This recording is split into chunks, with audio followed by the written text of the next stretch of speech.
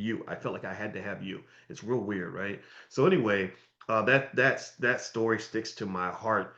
And so one of the things that I did to kind of I guess my own grieving process and to honor my mother is the Black Business School. We make monthly consistent donations to a place called Auntie Angie's House in Atlanta. Auntie Angie's House is specifically designed. But it was Angela Stanton King created this space, and it was specifically designed for mothers who chose not to terminate their children. Right. So she doesn't just say don't do it. She says let's do it together. And so she created this house, and these mothers can bring their children and go stay in Auntie Angie's house and take care of the kids. If you're in Atlanta, you should go visit. You can find their website, look them up.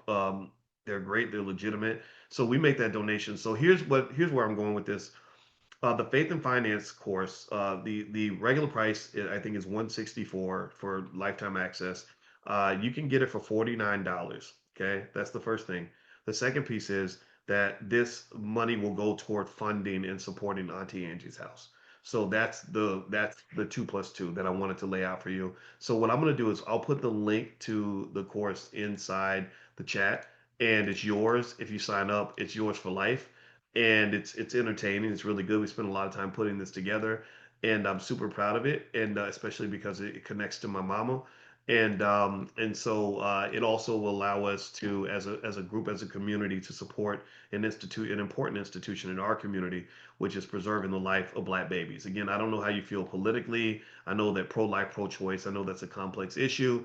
I'm not here to judge your perspective on that. I'm just here to say that I think Black children are the greatest asset in the Black community, and I think that when somebody simply says, "Yeah, this baby shouldn't live because the mama is struggling financially," I think that's a little bit short-sighted. I think that's incredibly short-sighted, right? It's kind of weird to me. Like, wow, I almost didn't get to. If somebody gave my mother an extra $500, that would have changed the life or death decision for me.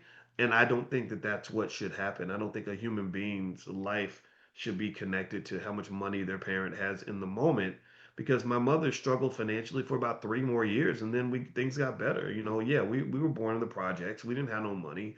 It wasn't like there was a ton of money, but my God, I mean, all the years that we had together, and the experiences that we had, and I mean, I really, to my whole life, my goal was to be an asset to my mother. Literally, that's when I learned the word asset was from Mama. Mama said, "You're an asset to me," and that made me feel really good and really proud at 11 years old. And I didn't even know what a damn asset was, right? Like, which is crazy, right? And so throughout my life, though, I was like, no, I'm gonna be an asset to my mother. And in fact, if you read my book, The Ten Commandments of Black Economic Power, one of the first commandment is always be an asset to your family. And that came from Mama. And but that's relevant. That's relevant. We have to be assets to each other. Assets, and also we have to train that with kids. So many people in so many families, I see it all the time. You have people that, because they don't feel empowered, they don't feel like they're worth anything, they don't see their own value, they become idle capital. They become idle capital. Just like I was explaining in financial theory. The financial theory says that capital that's not being utilized is idle, which is a wealth destroyer. So when you have human capital, there's very few sources of capital more valuable than a human being.